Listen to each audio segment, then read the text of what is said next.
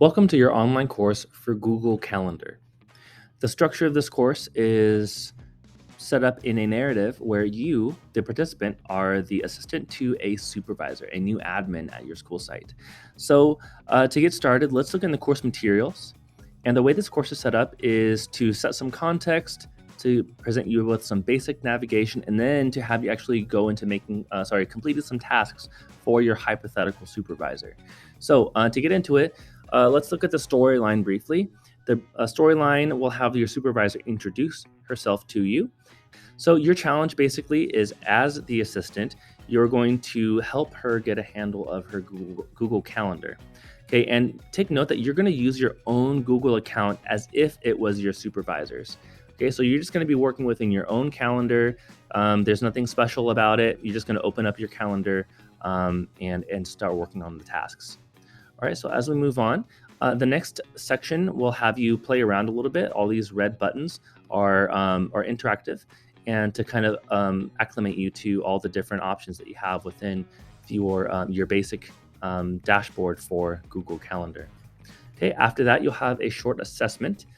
Your assessment will look different than mine. I'm the instructor, so yours will look like this. All right, so you'll have 5 attempts to get through that. That's where I was. Okay, so now the first task will be creating a calendar. Again, just kind of read through within this green box. They're going to have everything that you need. So you have some contextualization with the storyline that you're working with, and then you have task 1. The videos in each task are designed to help you navigate into where you're supposed to be in order to complete the task. Each task has a set of steps in order to complete it. Notice that the green step will usually say take a screenshot. Okay, and you can find the resources to take a screenshot if you're not sure. Those resources will be at the bottom of each lesson. Okay, and also in the Black Resources folder for the course. Okay, and then you'll notice task 2 is set up in a very similar way. Some context, you have some directions, a video that will help you, and then some step-by-step directions in what to do to complete your task. At the bottom of every section, I have submission directions. Click submit. Under upload, select file, the file button. Locate your screenshots that you've taken, right? Previous in task 1, task 2 in this case, and then you can upload those files and submit. And then it doesn't show on my screen because I'm the instructor, but you should have a submit button up here. And then as you move forward, it has very much the same flow. Creating a recurring event, task 3, you have some instructional video, step-by-step directions, more context, another task. So you'll notice that the flow of the course is very, very consistent throughout.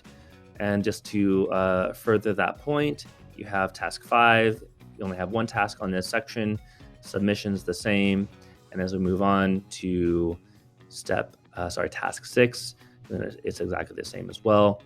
And then once you're done with your submissions, you are done with the course.